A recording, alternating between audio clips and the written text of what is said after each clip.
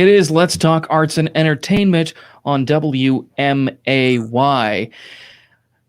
And there are some things that are opening up. Phase 4 came down a little sooner than we thought, a lot sooner than we thought, actually. And a lot of things are now opening up. One of those places, and you will be able to go if you know somebody or you yourself are wanting to take some dance lessons. You can go to Dance Arts Studio. I'm talking with Gina DeCroix-Russell. How are you doing? Good. How are you doing, Kevin?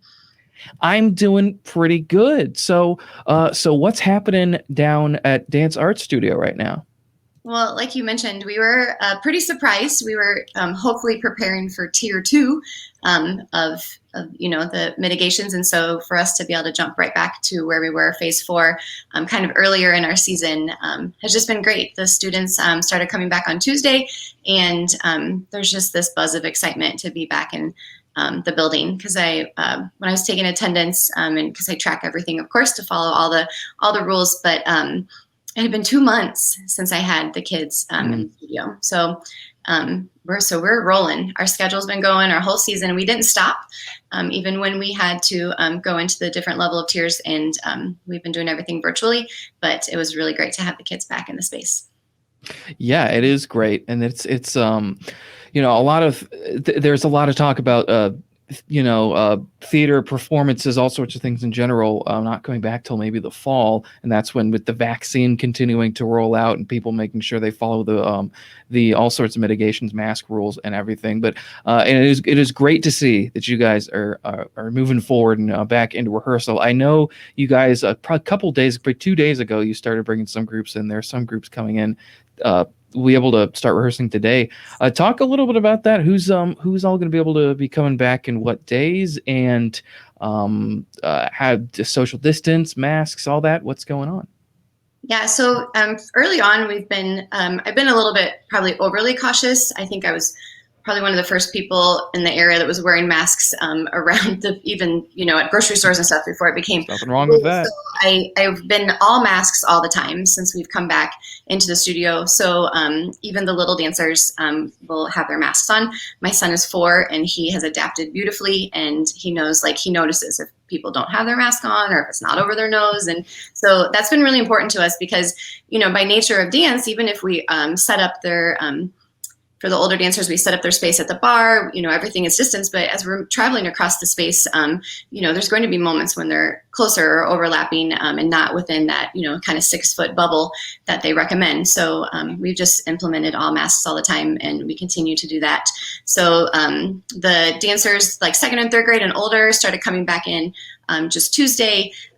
Thursday, just this past Thursday, is when the kindergartners started, and Saturday, which I think today's would be the Saturday, is when our preschoolers are going to come back in the building too. So we're just kind of excited just to have everybody. By next week, everyone that's comfortable will be coming back into our classes. And I've made sure to let our families know that if they're not ready to come back into the studio, if they're wanting to take an extra, time until maybe more of their family members have received the vaccination, then we're still streaming all of our classes virtually, which has been a great option for parents of the littles that maybe would sit in the lobby before they're not able to come in. We're keeping, all the extra people out of the building, but they're able to sit in their car and log on to Zoom and watch their dancer take class. And then the dancers that want to participate in class from home are able to do that. So if you have a sniffle or a cough or anything that's, just a little bit twinge of concern, then they're able to be really proactive with that so that we can all stay safe.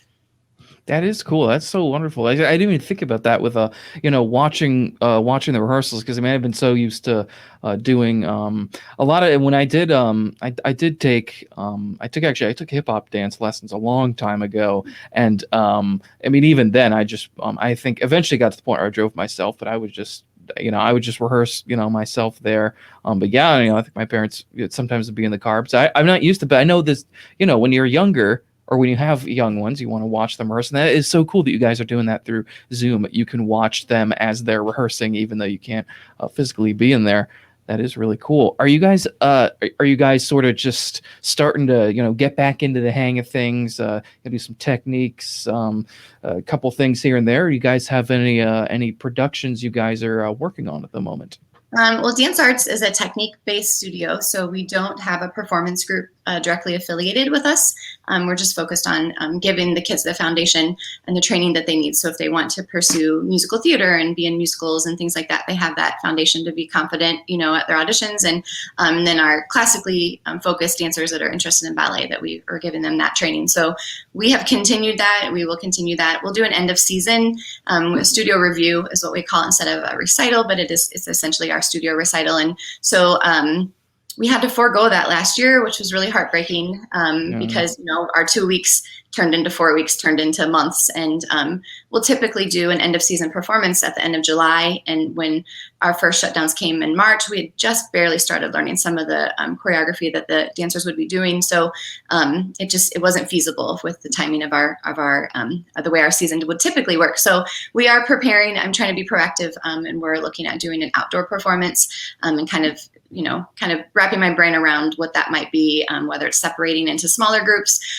so that maybe not the entire studio, I have hundreds of students, so it's separating those so that, that they can perform in smaller groups and families can come and still feel distanced because I think even, trying to rent a facility for the summer wouldn't really be feasible. So we're trying to be innovative, but we haven't started any sort of performance preparation yet, but that will be coming soon. So it's a nice time for them to be able to get back in the studio too. But even if they can't, then they'll be able to, follow along virtually if they like, as we're starting to learn some of the repertoire for that. Awesome. That is cool. So if you are interested, if you were, of course, your children want to get into doing some sort of dance with the Dance Arts Studio, you are able to virtually do some rehearsals, but you are also can be there in person, masked up and all of that. So where should people go? What information can they get to get started with Dance Arts Studio?